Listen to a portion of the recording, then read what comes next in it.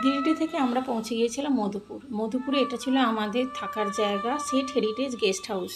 এর ঘরটা নিয়ে আমি খুব এক্সাইটেড ছিলাম। চলো ভিডিওটা সেখান থেকেই শুরু করি। ছাদের এক পাশে দুটো ঘর, ওদিকেরটা হচ্ছে ফ্যামিলি রুম আর এটা হচ্ছে ট্রিপল রুম।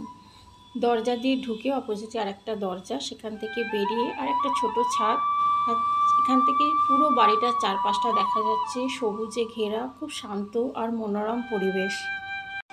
ঘরে সমস্ত আসবাবপত্র ছিল পুরনো দিনের পালঙ্ক, পুরনো দিনের খাট, আয়না, তার সাথে আলনা আর এসিও ছিল। আর ঘরগুলো খুব ঠান্ডা ছিল, পুরনো দিনের ঘর তো খুব ঠান্ডা। আর এই হলো বাথরুম। বাথরুমেও আধুনিকতার ছাপ রয়েছে। দেখো, পুরনো দিনের বাথরুম হলেও আধুনিক জীবনে আমরা যা যা ব্যবহার করি মোটামুটি দরকারি সমস্ত জিনিসপত্র এখানে ছিল।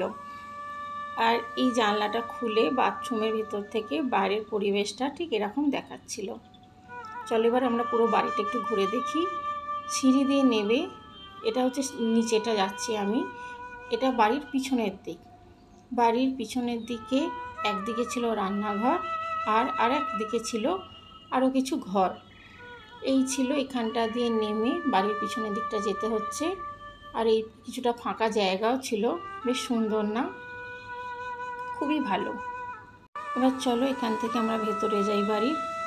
এই হলো বাড়ির পিছনের দিক দেখালাম। এবার হচ্ছে খাওয়ার রুম যেখানটা ছিল। একদিকে একটা ছোট টেবিল আর একদিকে একটা বড় টেবিল, যেখানে একসাথে অনেক সবাই বসা যায়। আর দু সাইডেই দেখো এই যে সবুজ দরজাগুলো, এগুলো হচ্ছে আরও রুম রয়েছে। এই হলো খাওয়ার জায়গা। আর এখান থেকে ঢুকেই হচ্ছে বসার জায়গা। সব পুরোনো দিনের আসবাবপত্রে ভর্তি। পুরোনো দিনের ইজি চেয়ার থেকে যে সমস্ত জিনিসপত্র সাধারণত আমাদের বর্তমান বাড়িতে আমরা দেখি না, তাই ভর্তি। চলো এবার পুরো বাড়িটা ঘুরতে ঘুরতে কিছু দরকারি ইনফরমেশান তোমাদের সাথে আমি শেয়ার করে নিই। হচ্ছে সেট হেরিটেজ গেস্ট হাউস। এখানে আমরা 3 রকমের রুম দেখলাম। একটা heritage double room, heritage triple room আর heritage family room. Heritage double রুমের ভাড়া ছিল 2500, ট্রিপল রুম হচ্ছে 3000 আর ফ্যামিলি রুম হচ্ছে 3500। ফ্যামিলি রুমটায় দুটো বড় পালঙ্ক ছিল। আর যেটা হেরিটেজ ট্রিপল রুম সেখানে একটা পালঙ্ক আর একটা ছোট খাট। আর ডবল রুমে একটা বড় পালঙ্ক ছিল। আর বাকি যা দরকারি আসবাবপত্র সমস্তই ছিল। দুপুরে গিয়ে লাঞ্চ করার জন্য আমরা আগের দিন সন্ধ্যাবেলায় জানিয়ে দিয়েছিলাম। এখানে রান্না একদম ঘরোয়া। যারা সার্ভিস করছিল প্রত্যেকের ব্যবহার খুব ভালো। আর ভীষণ পরিষ্কার পরিচ্ছন্ন ছিল জায়গাটা, আমাদের তো ভীষণ ভালো লেগেছে।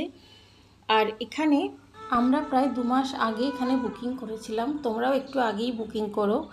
আর তোমরা জানো নিশ্চয়ই মধুপুর ঝাড়খণ্ডের একটি স্বাস্থ্যকর আর ঐতিহাসিক শহর, যার স্বাস্থ্যকর পরিবেশ ও শান্ত প্রকৃতির জন্যই বিখ্যাত। প্রকৃতির শান্ত পরিবেশে সময় কাটাতে আমাদের ভীষণই ভালো লেগেছিল। মধুপুর যাওয়ার প্ল্যান করার সময় পাশের শহর শিমুলতলাও ঘুরে আসার পরিকল্পনা রাখতে পারো তোমরা। আমাদের ফেরার ট্রেন ছিল দিল্লি হাওড়া এক্সপ্রেস, মানে পূর্বা এক্সপ্রেস, যেটার টাইম ছিল সকাল 11:57। মধুপুর থেকে মনে অনেক ভালো লাগা আর অনেক ভালো স্মৃতি নিয়ে আমরা ফিরেছিলাম। ভীষণ ভালো লেগেছিল এই পুরনো দিনের একটা বাড়িতে এরকমভাবে সময় কাটাতে। আমি নবনীতা। পুরো ভিডিওটা দেখার জন্য থ্যাংক ইউ। টাটা।